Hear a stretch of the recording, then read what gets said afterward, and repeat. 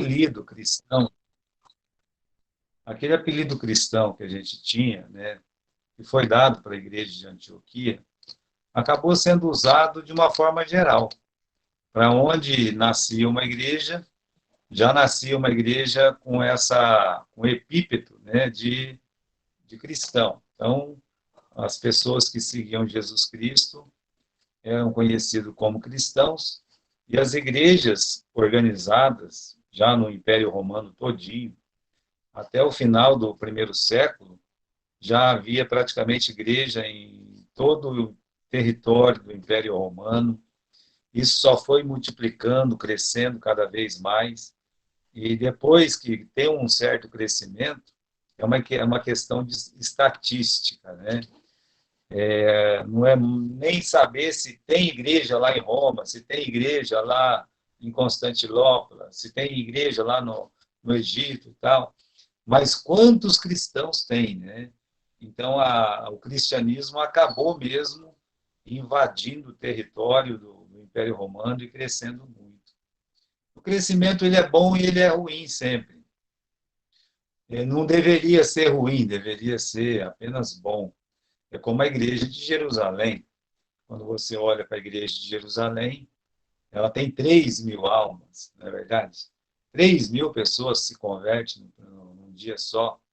E aí você vai lendo os capítulos seguintes, já sobe para 5.000, sobe para outros milhares, sacerdotes crendo em Jesus e tudo mais. Mas quando a igreja ela cresce, né, acaba absorvendo algumas coisas que não devia. O crescimento da igreja de Jerusalém, no livro de Atos, já tinha uma briga lá das mulheres judias com as mulheres não, as viúvas, né? As viúvas gentias, elas estavam se sentindo prejudicadas pela igreja, porque as cestas básicas só ia para as viúvas judaicas, né? Então, quer dizer, tem problema. Onde tem gente, tem problema. E se tiver muita gente, aí vai ter muito problema, né? E sem contar que o farisaísmo, ele acabou se arraigando, né, de uma tal forma na igreja de Jerusalém, que ficou, só acabou porque Jerusalém foi destruída no ano 70. Tá? Mas olha, irmãos, no caso do cristianismo, o crescimento, uma igreja aqui, uma igreja acolá, né? Algumas igrejas começaram a crescer muito mesmo, como a igreja de Éfeso, Antioquia, a igreja de Roma e muitas outras igrejas. A igreja de Corinto dizem ser que era muito grande, aquelas igrejas da Ásia Menor. Então a gente tem que pensar, a gente tem que imaginar como é que foi feito esse crescimento, né? Então, quando você tem um missionário como o pastor John Hatcher, né? Ele veio aqui para o Centro-Oeste paulista, ele organizou a igreja de Garça, de Galha, né? Então, a gente tem mais ou menos aqui umas 15 igrejas, 20 igrejas do grupo, né? Que ele fundou. Então, cria-se um núcleo de batista independente ao redor daquele lugar que o missionário ficou, que é uma coisa comum, em todo lugar é uma coisa comum, né? Lá, no caso do pastor Steve, ele chega em Santa Cruz do Rio Pardo, né? Então você vai ter igreja em Ubirajara, Santa Cruz, Ourinhos, Bauru, teve aquele trabalho de Salto Grande, etc.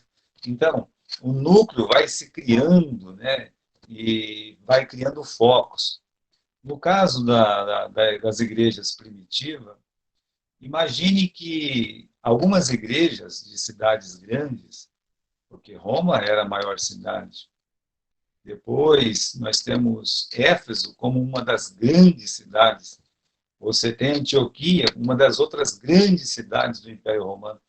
Então, núcleos de cristãos foram crescendo, foram se fortalecendo, e essas igrejas elas acabaram ficando fortes, né? Cresceram muito também.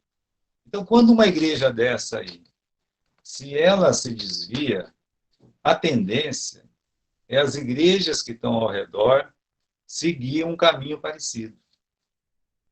Não estou dizendo que uma igreja pequena sempre vai seguir a norma da igreja grande, mas é mais fácil uma igreja menor seguir o exemplo da maior do que a maior seguir o exemplo da menor.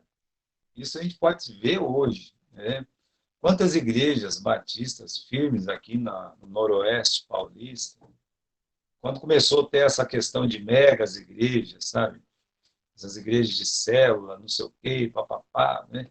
E muitas igrejas firmes, valentes, pregando o evangelho puro, verdadeiro, acabaram sendo cooptadas, né?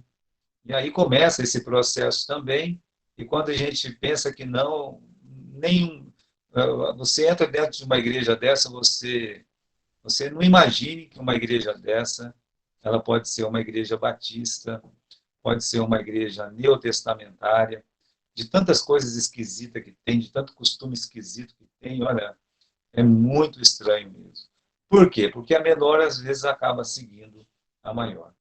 Então, essas igrejas, né, como a igreja de Roma, como outras igrejas na época, daquele núcleo ali da Itália, do núcleo do Egito, etc., começaram a ter uns costumes estranhos, como a gente viu na aula passada. Nós notamos que houve um problema no batismo, né? Qual era o problema no batismo? O problema no batismo, de princípio, não foi a forma do batismo, né? Foi sobre a necessidade do batismo. Eles achavam assim. A Bíblia fala muita coisa sobre batismo, então o batismo é importante. Ah, o batismo é importante? É importante.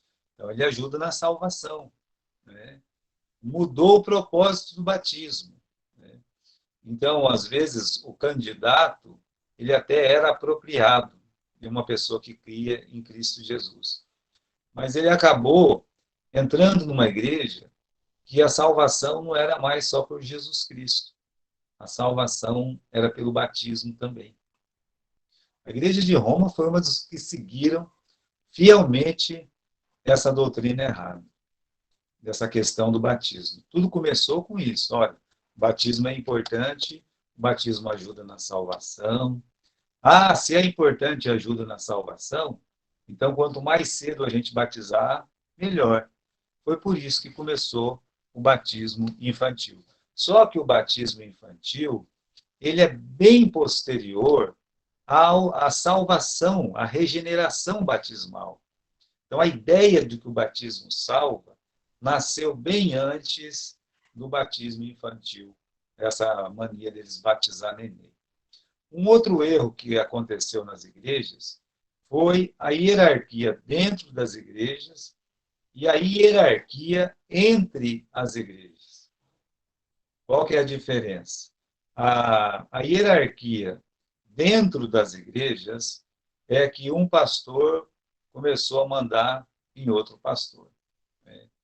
Então, aí começou a ter aquele negócio, o bispo mandando no pastor, né? Aí o arcebispo mandando no bispo, que manda no pastor, aí o papa que manda no arcebispo, que manda no bispo, que manda no pastor.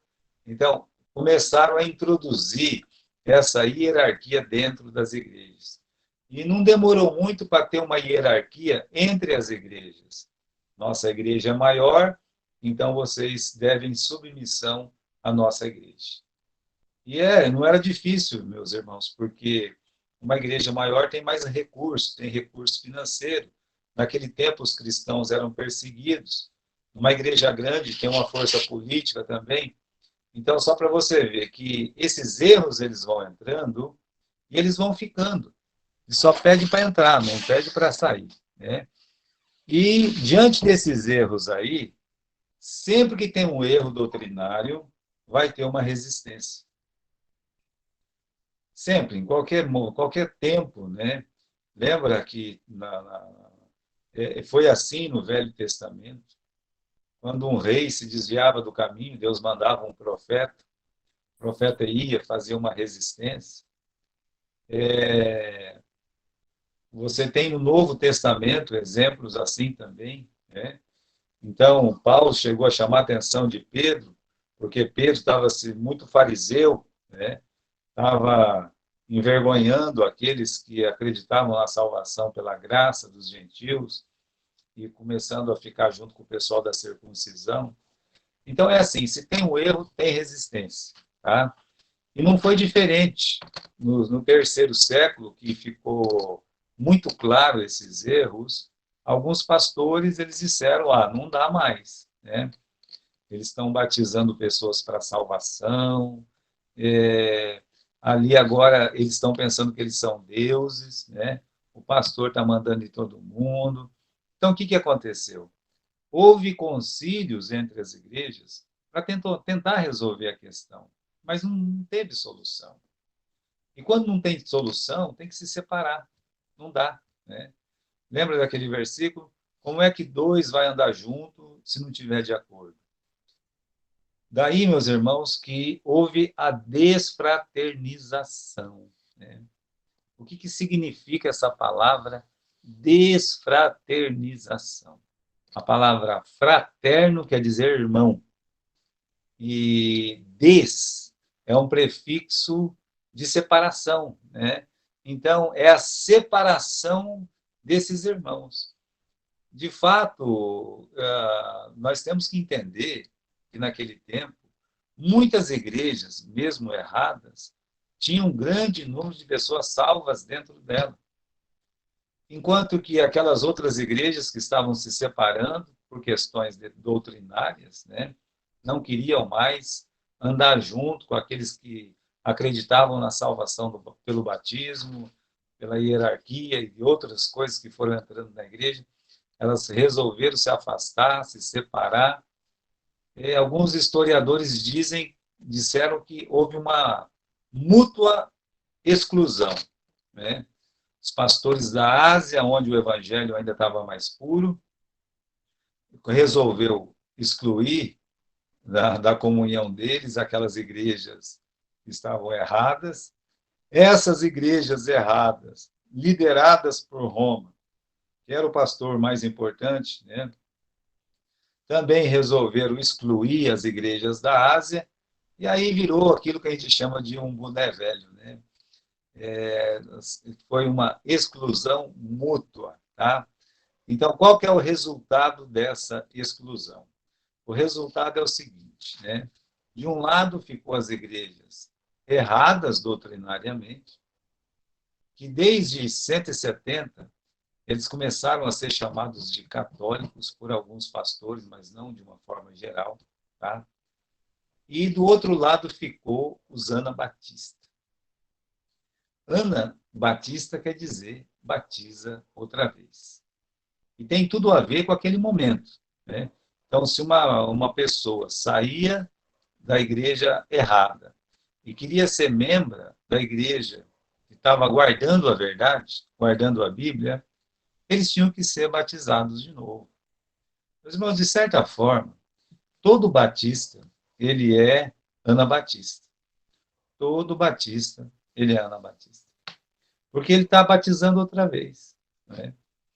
Por exemplo, você chega numa pessoa que entregou a vida para Jesus, né? Você pergunta para ela, meu amigo, se você morresse agora, você ia para onde? Eu iria para o céu. Por quê? Porque Jesus Cristo me salvou. Então, essa pessoa, ela foi batizada, e dentro do batismo, meus irmãos, nós temos alguns pontos determinantes, né? Não quero entrar em detalhe aqui agora, mas dentro se uma pessoa ela entregou a vida para Jesus e ela foi batizada depois de entregar a vida para Jesus, então você vê, olha, ela fez a coisa certa. Ela entregou a vida para Jesus e depois de entregar a vida para Jesus, ela foi batizada. Mas quando uma pessoa ela é batizada primeiro e lá na frente ela descobre que, puxa vida, eu nem Jesus Cristo eu tinha. Imagine, eu fui batizado quando eu era nenê. Eu não sabia nada da Bíblia, da verdade, não sabia nada sobre a salvação de Deus, o amor de Deus. Não sabia de nada disso. Até que eu fiz o quê? Eu conheci a palavra de Deus. Eu já era batizado. Mas aí, então, conhecendo a palavra de Deus, entreguei minha vida para Jesus. E aí, eu fui batizado pelo pastor Paulo Barbosa. Acabei sendo batizado. Então, de uma forma grossa, podemos dizer que todo batista, ele é anabatista. Porque essas pessoas que vêm de outras igrejas, sem a salvação, eles precisam, necessariamente, eles precisam ser batizados novamente. Não tem jeito. É, não é uma regra nossa, não é uma regra da Igreja Batista. Isso aí é um mandamento bíblico, não é picuinha nossa, é um mandamento do nosso Senhor Jesus Cristo. Nosso Senhor Jesus Cristo disse: ide, pregai o Evangelho. Primeiro se prega o Evangelho. Aí sim, batizando-os em nome do Pai, do Filho e do Espírito Santo. Então a água não pode preceder o sangue, como a gente já explicou muitas vezes. E você, meu irmão, creio, eu sei que você sabe muito bem. Mas veja só, então surgiu esses dois grupos agora. São cristãos, os dois são chamados de cristãos, mas uns são cristãos católicos que admitiram determinados erros e outros são cristãos, não é evangélico não, são cristãos anabatistas, porque batizavam de novo aqueles que vinham da Igreja Católica. Né? Então, dentro disso aí, irmãos, a gente tem duas perguntas para fazer. Né?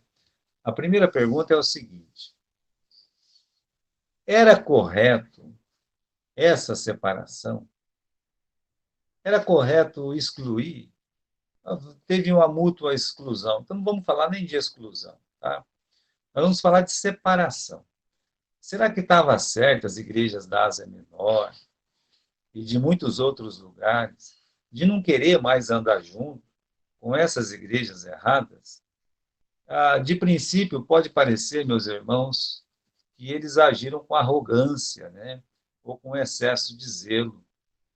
Mas aí, quando a gente olha o futuro das duas, o futuro dos católicos e o futuro dos anabatistas, a gente vê que essa separação é a coisa certa a ser feita. Não teve jeito. Né? Então, é importante, né, que uma igreja aprenda que a sabedoria que vem do alto, ela é primeiramente pura e depois ela é pacífica, como nos ensina Tiago 3,17. Você pode até abrir lá, tá? Livro de Tiago, capítulo 3, versículo 17. Veja como Deus define a sabedoria.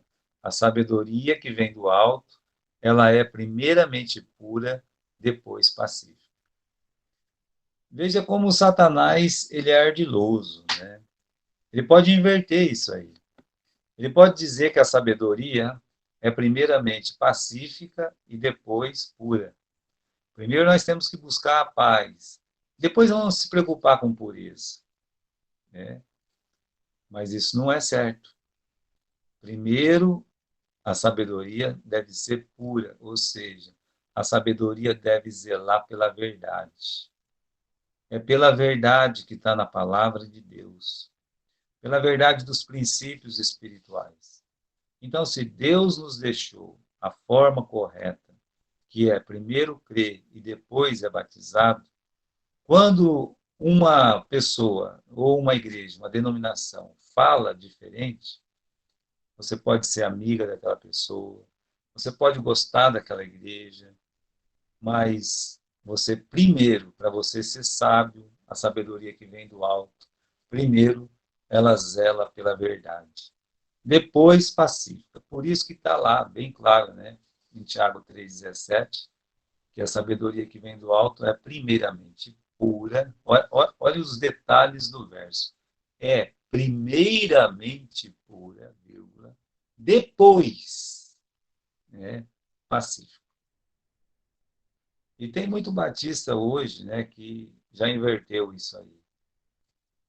Primeiramente é pacífico, ele quer ter paz com todo mundo, não quer ofender ninguém.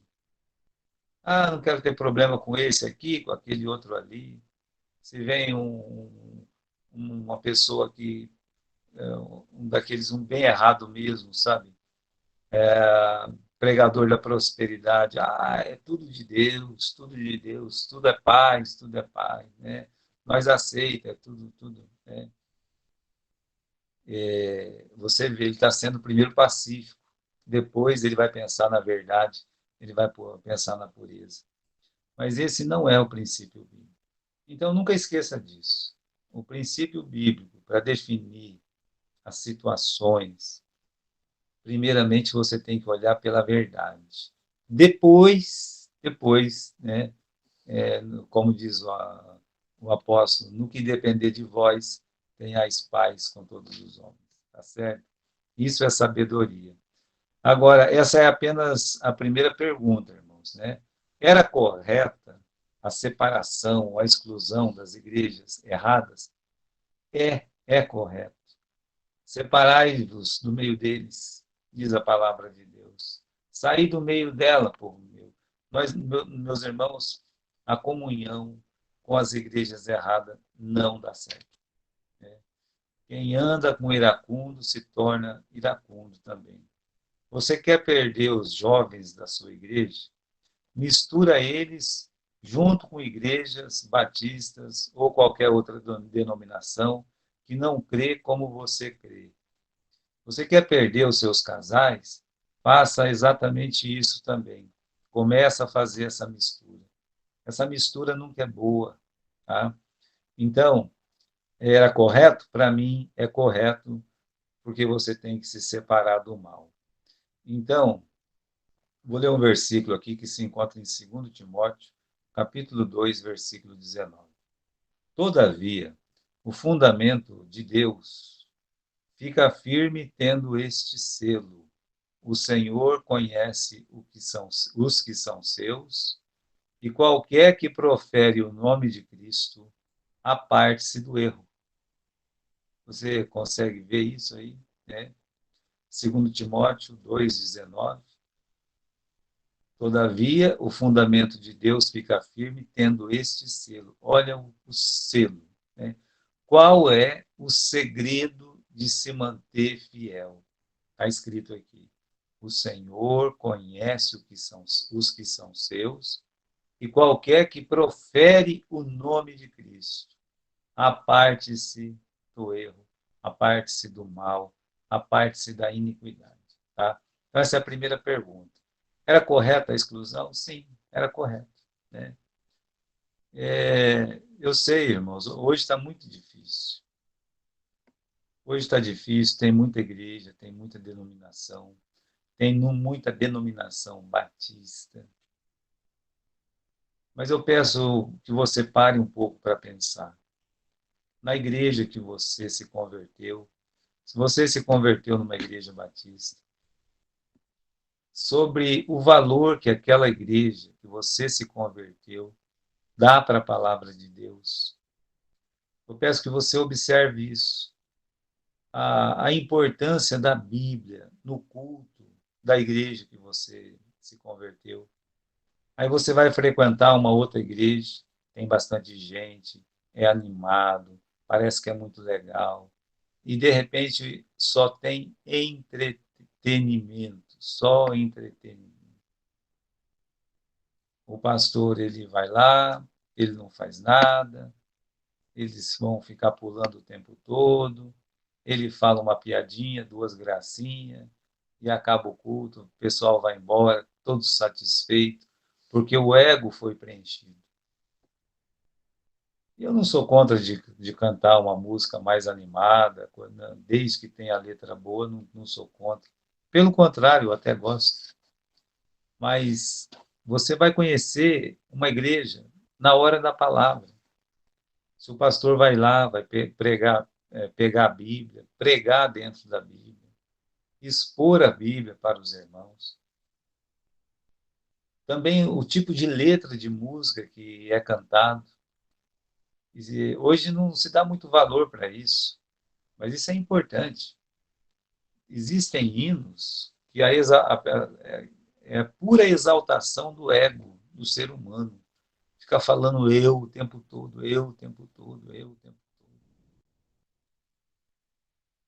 Uma simples olhada no cantor cristão, eu pego aqui como base Você vê os hinos do cantor cristão. A ti, ó Deus, fiel e bom Senhor. Pegue qualquer hino do cantor cristão. Você vai descobrir que para aquele hino entrar ali, tá, foi preciso um exame rigoroso. Não entrou porque era bonita a música, o som, ou porque a letra tinha um refrão legal para repetir. Existe uma letra, há uma profundidade teológica nas letras. A letra da música exalta Cristo, exalta a Trindade. O hino 6, o hino 1, exaltando a Trindade, sabe? Falando do Deus Pai, falando do Deus Filho, falando do Deus Espírito. Então, são coisas diferentes. Eu quero que você pense nessa igreja que você se converteu. As pessoas estão se afastando das igrejas verdadeiras para abraçar igrejas que não conhecem nem um pouco da Bíblia.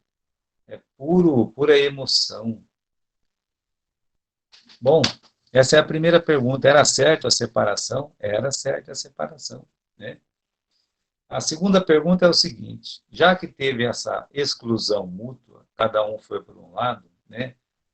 Quem, afinal, estava com a razão?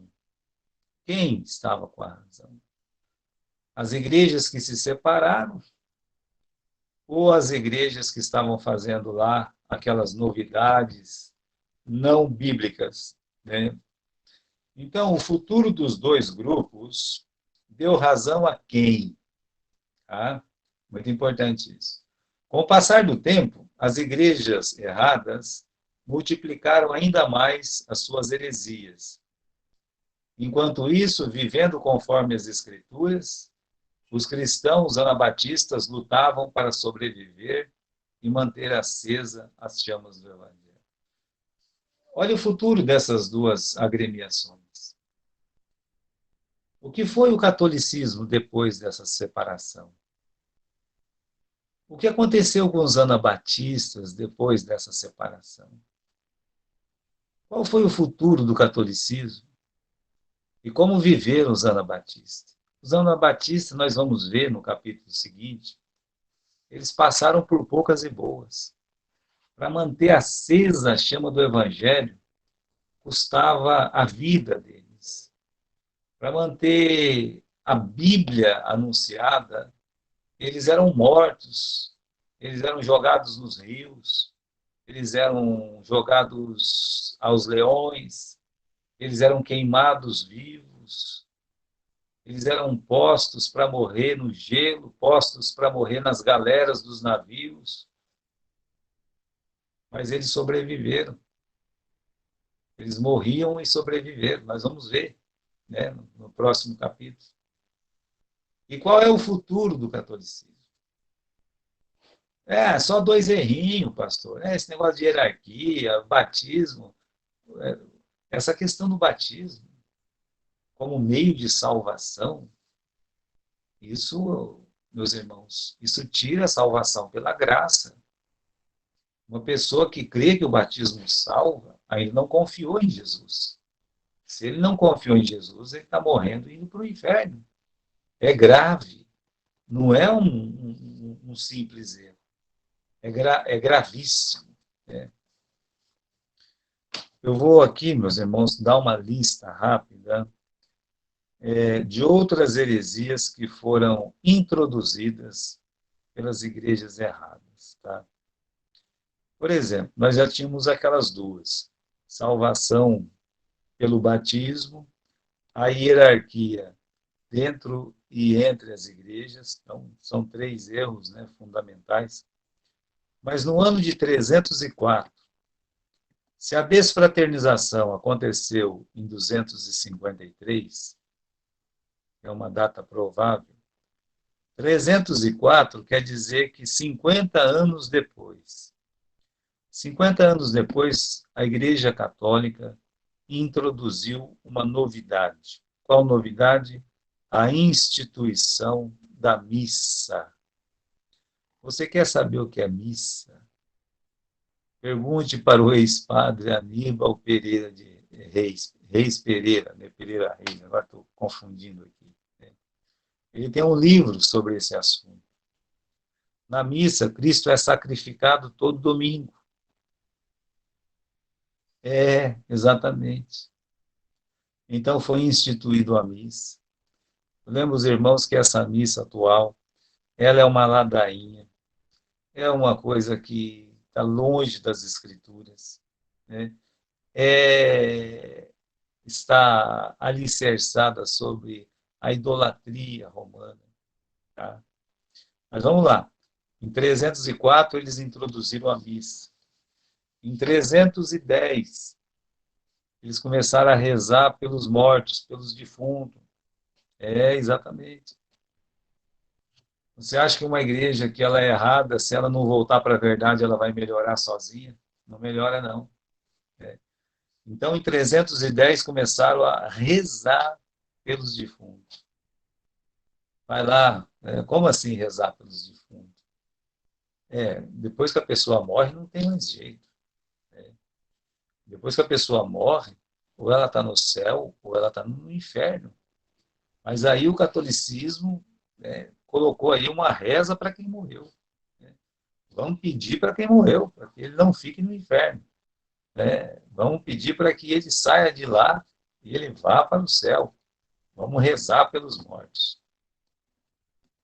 Olha, você não encontra um versículo da Bíblia, um que seja, que apoie uma doutrina dessa. Em 320, o uso de vela para iluminar. Tem que iluminar o caminho do morto, então vamos usar essa vela. 375, o culto dos santos.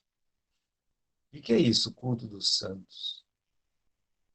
Aquelas personagens que foram morrendo, tipo João, Pedro, Paulo, Tiago, Felipe, Maria, Joana e tal. Eles começaram a se tornar santos, mas santos num sentido diferente do que realmente eles eram. Porque toda pessoa que crê em Jesus, ela é santa em Cristo Jesus.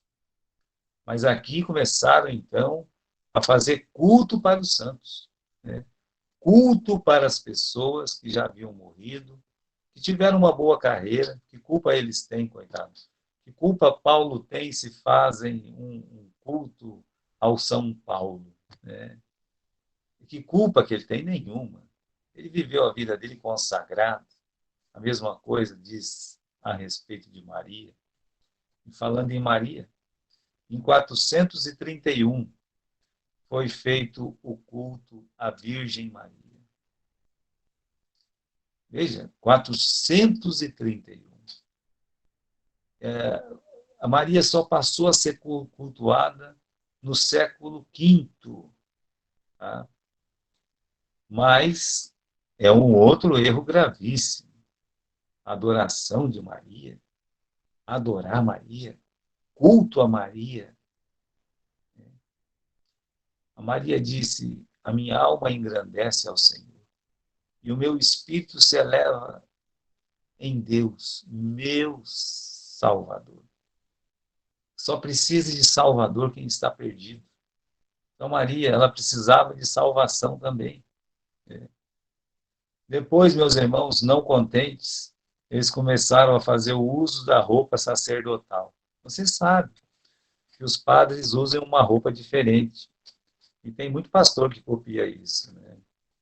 E essa veste sacerdotal, né? Todo aquele traje, isso foi colocado no ano de 500 depois de Cristo, para dizer que eles eram melhores do que os fiéis ali, os membros, né? Com certeza. São mais santos que os membros. Em 503, a doutrina do purgatório. É um erro atrás do outro. Purgatório, o que é isso, pastor? Bom, purgatório é o seguinte, né? Você morreu, você não era nem ruim nem bom, então você não foi nem para o céu nem para o inferno, você foi para o purgatório. purga quer dizer limpar, purificar, né?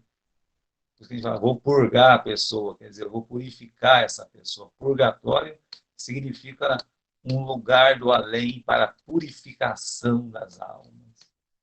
Fica lá um tempo para a pessoa, né, melhorar um pouquinho para poder chegar no céu. Absurdo maior não tem, não existe. Onde é que eles encontram isso na Bíblia? Não tem na Bíblia uma coisa dessa. Em 606, Bonifácio III se declara bispo universal. E é aqui, meus irmãos, em 606, que realmente nós temos essa instituição do Papa, né? Ele, esse Bonifácio, ele se declara o pastor de todos, o bispo universal, Papa como ele é conhecido hoje.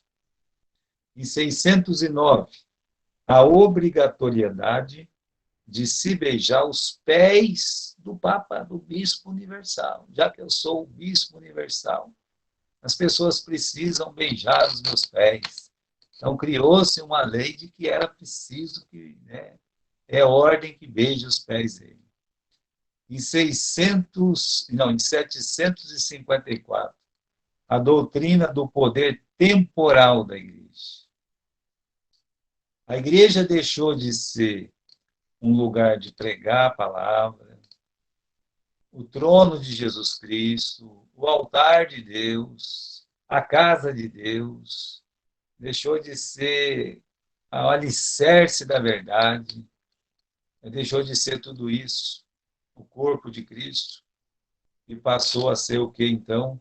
Passou a, a ser juíza, né? O poder temporal. É por isso que tinha aquela Inquisição maldita por tantos anos, né? A igreja deixou de ser a casa de Deus para se tornar o tribunal deste mundo, onde pessoas que não criam, como o romanismo, eles eram julgados de forma sumária, condenados e mortos, porque a igreja detinha o poder temporal. E eles, por ser poderosos, né, eles tomavam a terra das pessoas, tomavam a casa das pessoas, tomavam pessoas como escravos. Você sabe que na Europa, e também aqui no Brasil, né, na Europa, a, a instituição católica, ela tem tanta terra, mas tanta terra, né, que ela é a maior latifundiária do mundo. E aqui no Brasil também, né? Mas lá, especificamente, as terras foram conquistadas tomando-as de famílias, expulsando famílias das terras pelo poder temporal que eles tinham, poder de julgamento.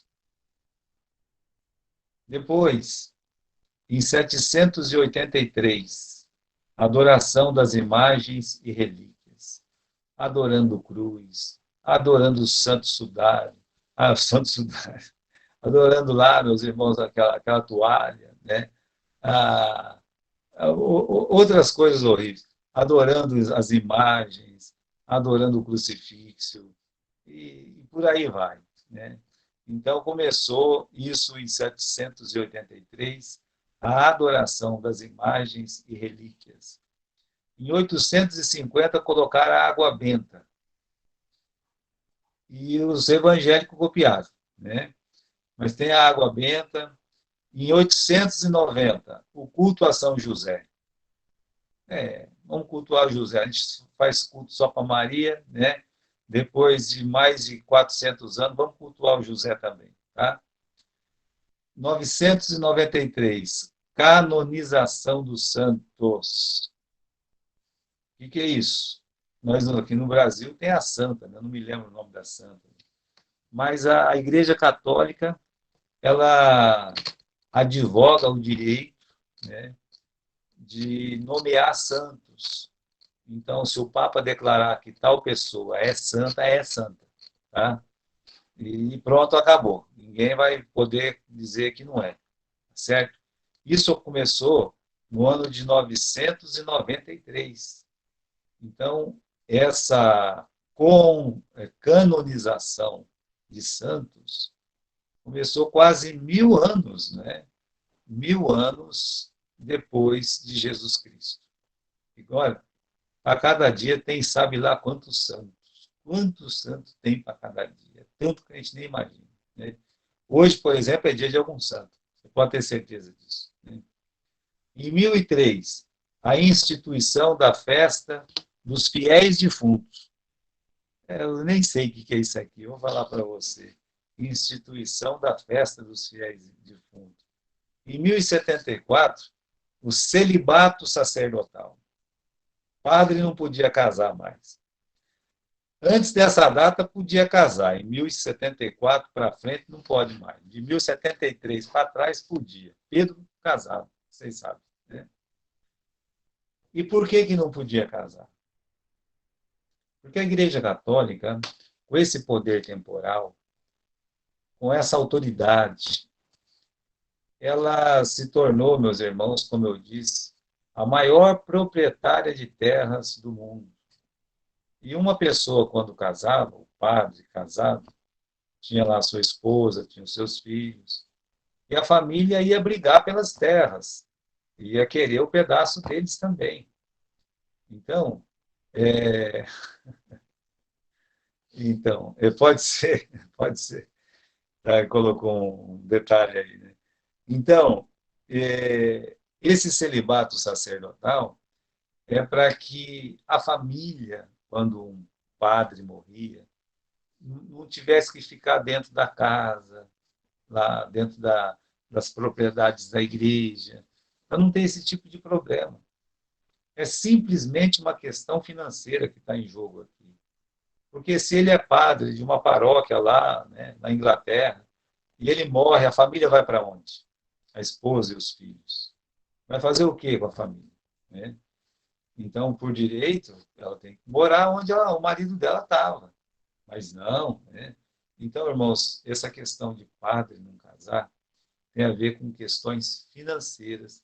Era uma forma da Igreja Católica não perder financeiramente. Depois, em 1074, celibato sacerdotal, né? 1076, dogma da infabilidade da Igreja. Olha só, a Igreja Católica não falha, sabia? É uma igreja perfeita. Tem uma piada isso. Né? Depois, em 1090, eles tiveram a invenção do rosário. Nesse tempo, os muçulmanos já estavam lá com as pelotinhas deles, né? Então, eles inventaram o rosário. Em 1184, a instituição oficial da Santa Inquisição. Aqui foi cruel. Né? Estava falando do rosário. Quando eu era criança, minha mãe era muito católica. Aí umas mulheres vizinhas lá de casa, né, juntava com a minha mãe, aí começava a rezar naquele rosário. Você sabe que o rosário tem um monte de pedrinha, né? Para cada pedrinha daquela, reza não sei quantas Ave Maria, não sei quantos Pai Nosso. Aí pula para outra bolinha. Para cada bolinha daquela, não sei quantos Ave Maria, não sei quantos Pai Nosso. Aí tem determinado momento das bolinhas que aí reza mais 7 Maria, mais não sei quantos Pai Nosso. E aí começa tudo de novo na próxima bolinha. Não é fácil. Criança com sono, querendo ir embora, e eles lá fazendo a ladainha deles. Mas essa aqui, meus irmãos, de 1184, a instituição oficial da Santa Inquisição. Pra vocês terem uma ideia, teve Santa Inquisição até aqui no Brasil, teve Santa Inquisição. Né? Aqui foi o lugar onde eles deram voz de lei à maldade que eles faziam com os anabatistas. Matar, condenar. para que servia esse tribunal da Santa Inquisição? Pegava a pessoa, condenava ela porque ela era de outra igreja, de uma igreja anabatista, matava essa pessoa, ou talvez pegava, escravizava essa pessoa, tomava todas as terras dela, tudo que ela tinha, dava para a Igreja Católica, então essa família ficava sem nada, ou não só ficava sem nada, né? Tem outras coisas que aconteciam. Olha, era muito triste. Então, esse tribunal da Santa Inquisição, como é chamado, foi, meus irmãos, o grande tribunal que realmente matou milhões e milhões de batistas durante séculos. Tá? Depois, em 1190, a venda de indulgência. Indulgência é perdão. Tá? Eles estão vendendo perdão. Você podia pecar, né? Desde que você pagasse antecipadamente, você poderia pecar. Então, ó, é o seguinte, né? Eu quero cometer um determinado pecado.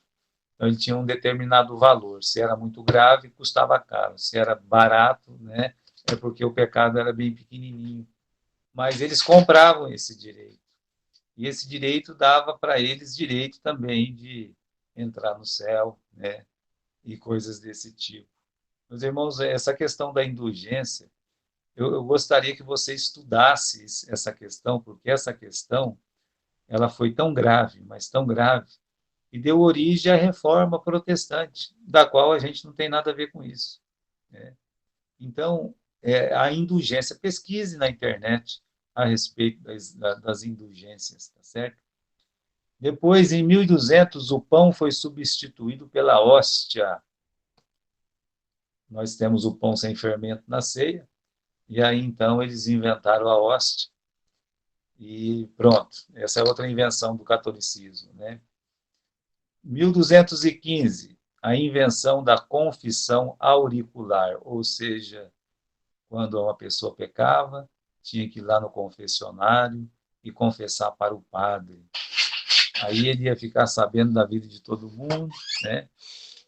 Ameaçava todo mundo, porque sabia da vida de todo mundo, e coisas assim.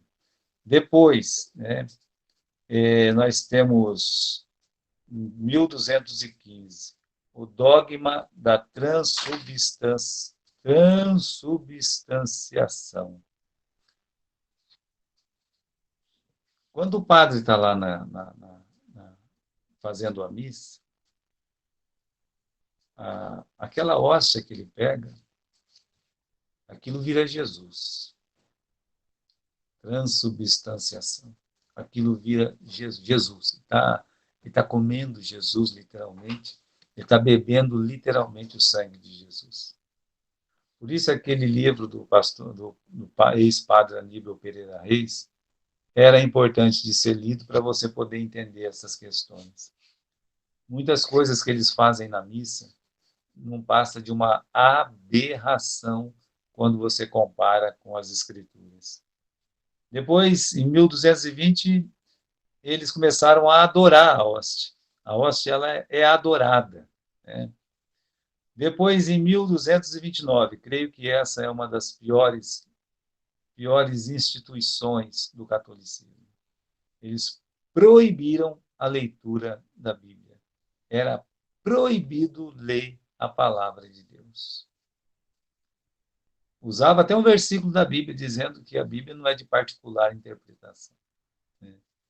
Veja como eles, a pretexto, usam o texto. Né? Então, está ali. Né? Eles proibiram a leitura da Bíblia em 1229. Em 1316, instituíram a reza da Ave Maria. De 316 para trás, né, ficaram 1.300 anos sem rezar a Ave Maria. Mas em 1316, eles começaram a rezar a Ave Maria. Em 1415, eliminação do vinho na comunhão.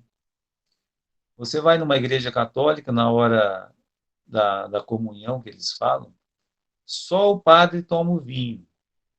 e os membros, né, da congregação, eles recebem a hóstia. Eles não tomam vinho.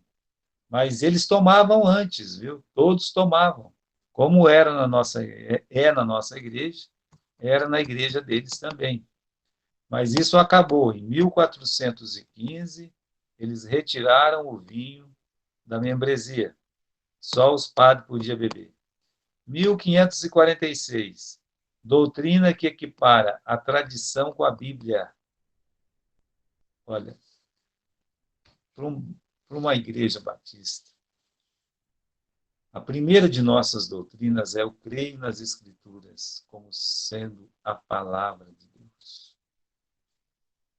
Aqui em 1546, eles equipararam a tradição com a Bíblia. Isso foi no Concílio de Trento. Aqui já tinha a reforma, tá? Já tinha havido Lutero, Calvino, Zwingli. E nesse afã da reforma, a Igreja Católica declarou que a tradição da Igreja era tão importante quanto a Bíblia. Ou seja, a história da Igreja é tão importante quanto a Bíblia. Eles estavam ratificando todos os erros do passado, dizendo que todas essas coisas erradas que eles inventaram têm o mesmo peso e o mesmo valor da Bíblia Sagrada. Em 1546, também, né, no mesmo concílio, teve a introdução dos livros apócrifos, que é o livro de Tobias, né, o livro de Judite, Macabeus, etc. Né? Esses livros não têm nos originais dos judeus. Esses livros não têm nos originais da língua hebraica. Esses livros não foram encontrados lá nas cavernas de Qumran, não, de jeito nenhum. Esses livros não existem, meus irmãos, no texto original da Bíblia dos Hebreus.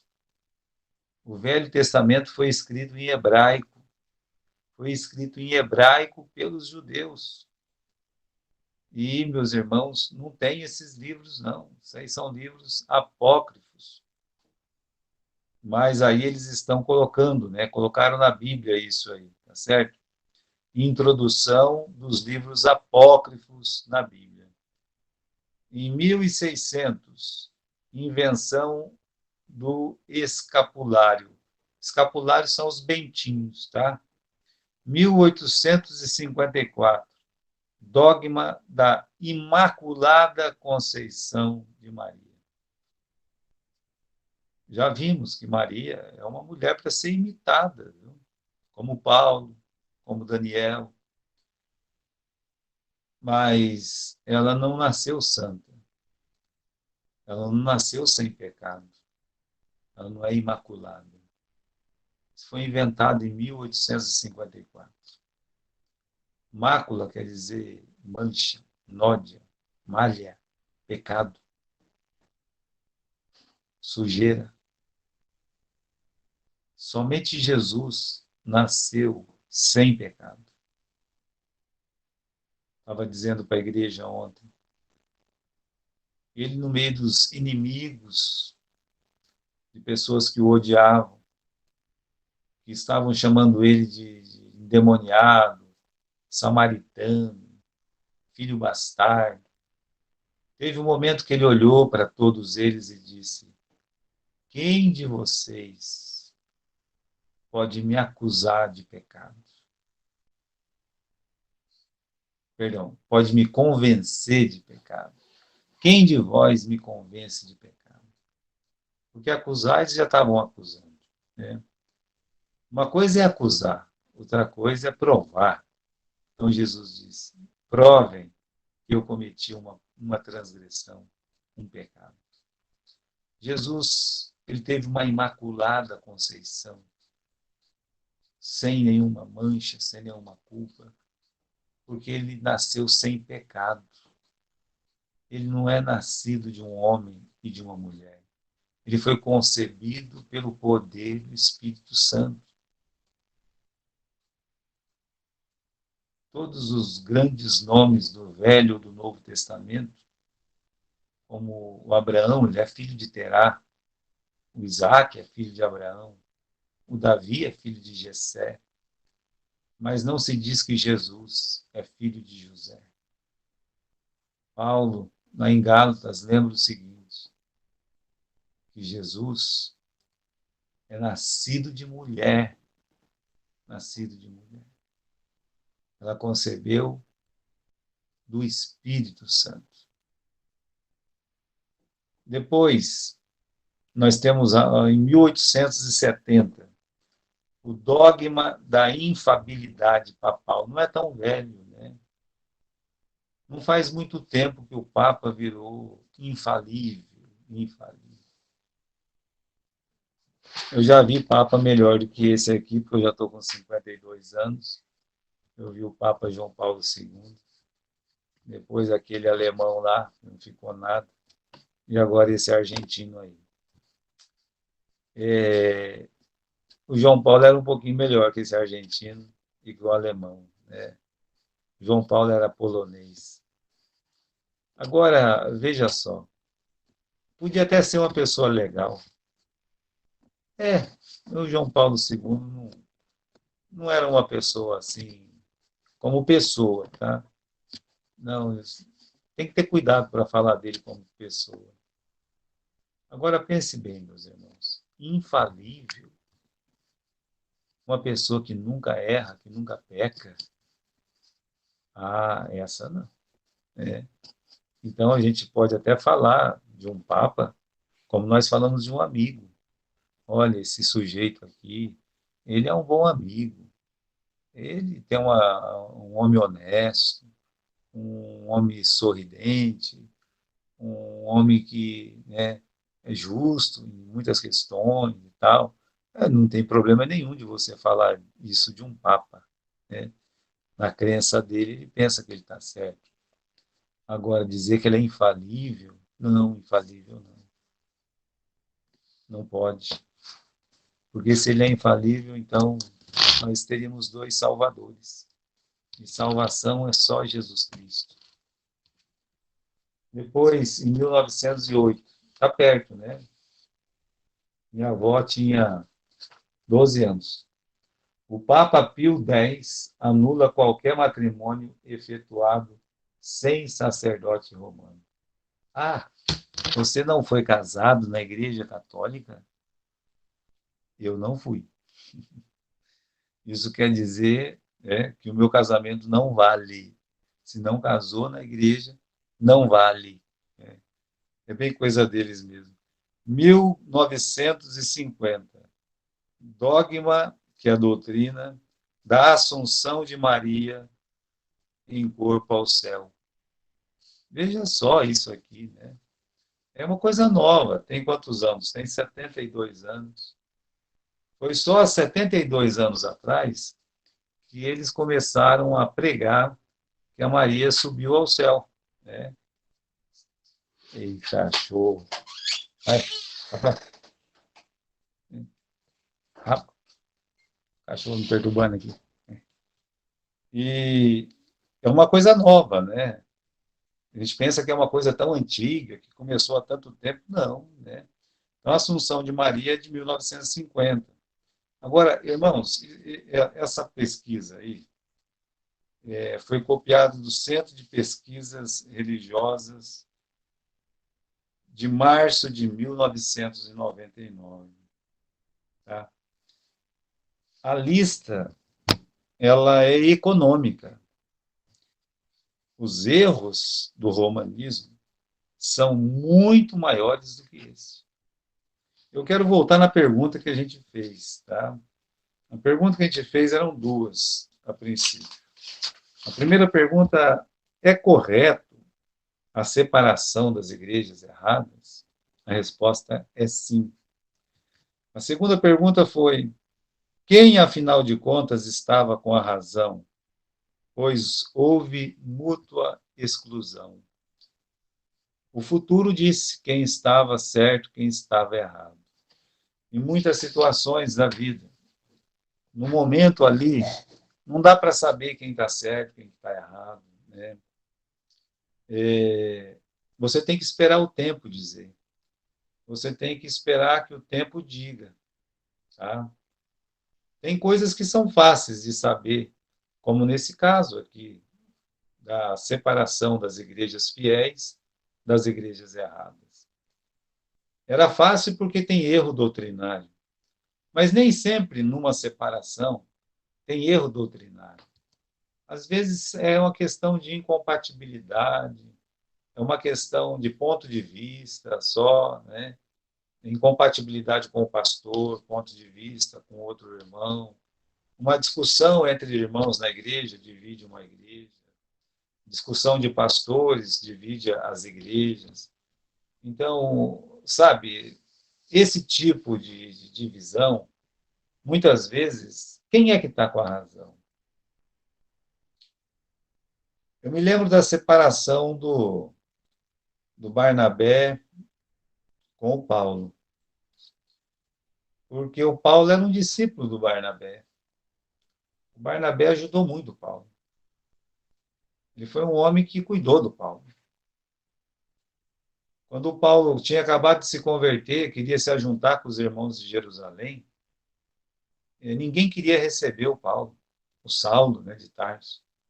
Foi o Barnabé que pegou ele, colocou ele dentro da igreja, ajudou. Mas depois a igreja não quis ficar perto dele, ele foi embora para Tarso, ficou muitos anos lá.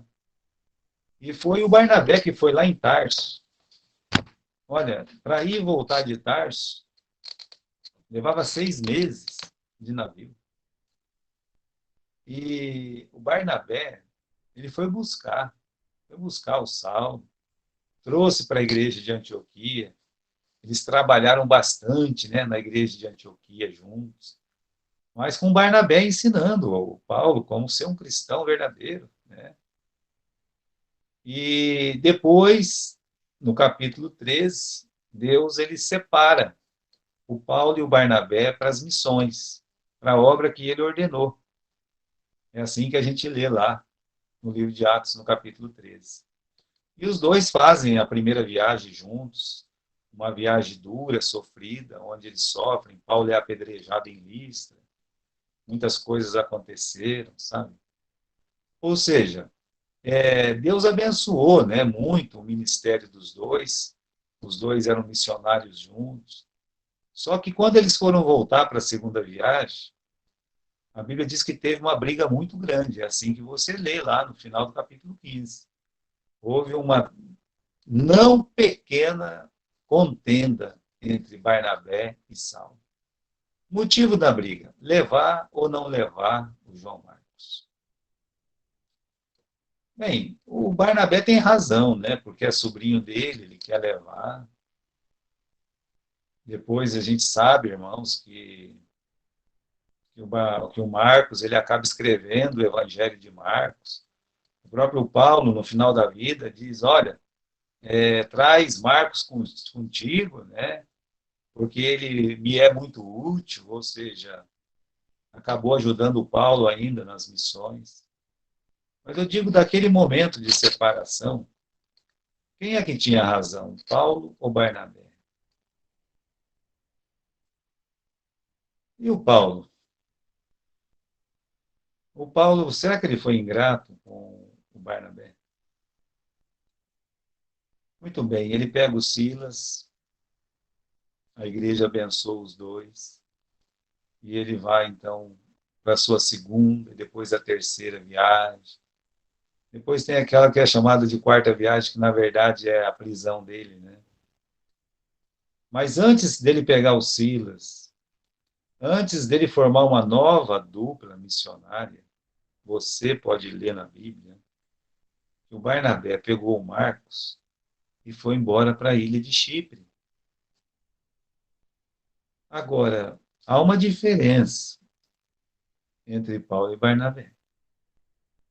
É que o Barnabé, ele se precipitou. Ele tomou a questão do sobrinho dele como vida ou morte. O sobrinho dele não estava certo. Não, quer ajudar o sobrinho, não tem problema nenhum. Poderia até olhar para a igreja e dizer, igreja, eu quero que vocês me abençoem para mim ir embora. Eu vou ajudar o meu sobrinho, ele está precisando. Ele precisa ter novamente a alegria de servir a Deus. Então, eu vou ficar junto com o meu sobrinho. A igreja ia colocar a mão na cabeça dele e despedir ele. Mas isso não aconteceu. Ele já brigou, ficou nervoso, foi embora. O Paulo não, ele pegou Silas e a Bíblia diz que saíram encomendados pela igreja. O Barnabé não saiu encomendado, mas o Paulo saiu encomendado. E a pergunta é, quem tinha razão? É. Quando tem uma briga assim entre irmãos, é como Paulo escreveu para os primeiros coríntios. Já perde a razão pela própria briga, pela própria discussão, pela própria confusão. Não precisa brigar, discutir, sair a vias de fato, acusações, ofensas. Não precisa de nada disso. Mas no caso do Barnabé, ele nunca mais aparece no livro de Atos. O nome dele simplesmente é omitido do livro de Atos. Ele desaparece. Sumiu. Não se fala mais nele. Aquela dupla, Paulo e Silas, que saiu encomendados pela igreja, eles continuam a história. Eu quero que você perceba isso. A divisão numa igreja, ela pode acontecer muitas vezes. Mas se você é membro da igreja, e se não é um erro doutrinário, fique na sua igreja. Permaneça na sua igreja. Sirva a Deus. Se tem um problema com a liderança, Deus vai julgar. Se tem um problema com a membresia, Deus vai julgar. Mas fique na sua igreja. Faça como Paulo. Fique encomendado pela sua igreja. Barnabé não quer dizer que ele estava errado, mas a atitude de se afastar e sair, né, fez com que o nome dele desaparecesse do livro de Atos. Eu só estou citando isso aqui, né? Por quê? Porque a Igreja Católica, continuada nos seus erros, só piorou, piorou, piorou. Ou seja, o futuro mostrou que aqueles irmãos tinham razão de ter se separado, de ter se afastado. Então, vamos dizer que a sua igreja muda a doutrina. Entra um pastor e muda completamente, e todo mundo começa a aceitar. Aí eu concordo, é melhor você sair. É melhor você sair. Como aconteceu, os cristãos eles tiveram que se separar. Mas o futuro é que disse quem estava certo e quem estava errado. É só você ver um monte de mentira que tem dentro de uma igreja e a luta de vida ou morte que os anabatistas travaram durante longos 12 séculos depois dessa exclusão. Que é o que nós vamos ver na próxima aula. Nós vamos ver sobre essa perseguição aos anabatistas na próxima aula, tá bom? Surpreendentemente, quem vai perseguir os anabatistas? Muito bom. Semana que vem nós vamos ver isso, tá bom? Alguém tem alguma pergunta?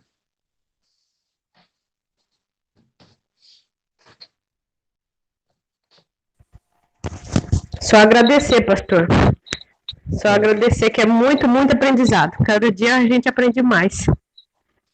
Tá tudo bem por aí, Aline? Tudo certinho com as suas crianças? Tudo certinho, graças a Deus. Agora com o material tá melhor ainda.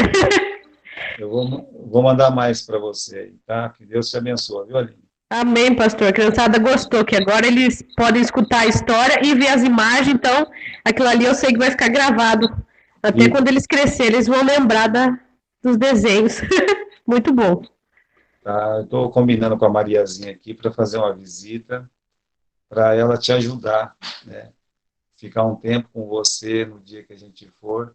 Ela tem 82 anos, então tá meio difícil, né? Mas eu vou tentar levar ela para ela te ensinar algumas coisas que vai te ajudar muito, tá bom? Nossa, vai ser uma benção. Então tá bom.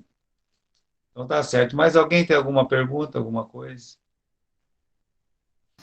Só agradecer também, pastor, pela aula maravilhosa. Muito obrigada pelos seus ensinamentos. Dá um abraço pro meu pastor Adilson, tá, Camila? Tá, pastor, obrigada. Alguma pergunta, irmãos? Então nós vamos ficando por aqui. Semana que vem a gente continua, tá? Deus abençoe vocês. E olha, tenta ler na internet sobre indulgência, tá? Indulgência. Amém? Fiquem em paz, que Deus abençoe cada um de vocês, certo? Boa noite, pastor. Boa noite, pastor. Amém. Boa noite, minha paz. Boa noite. Boa noite. Amém. Boa noite a todos. Boa noite, Aline. Durmam com Deus, gente. Amém. Boa noite, pastor. Amém. Boa noite, André. Boa noite.